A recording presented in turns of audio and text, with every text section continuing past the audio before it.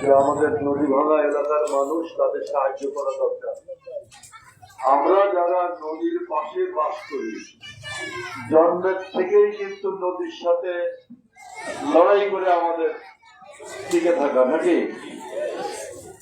জন্মের পর থেকেই নদীর সাথেই যুদ্ধ, নাকি?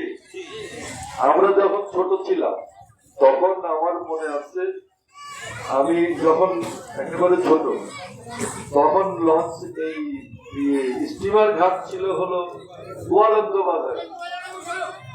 গোয়ালন্দ বাজারে ছিল স্টিমার ঘাট। মনে আছে? মনে আছে কয়জনের বলেন তো? মুরব্বী যারা, তারা জানে যে আপনার ওই গোয়ালন্দ বাজারের থেকে স্টিমারে চড়ে আমি ঢাকায় গেছি। তখন স্টিমারে চড়ে সারা রাত ধরে যাওয়া লাগতো, পরের দিন সকালবেলা 10টার দিকে নারায়ণগঞ্জে পৌঁছাতে হতো, নাকি?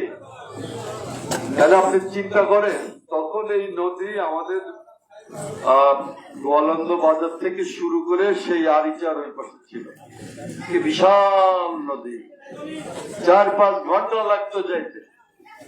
আর দৌলতদিয়া যখন হলো, তখনও কিন্তু দৌলতদিয়ার থেকে আমাদের আরিচা যাইতে 2.5 ঘন্টা 3 ঘন্টা লাগতো না?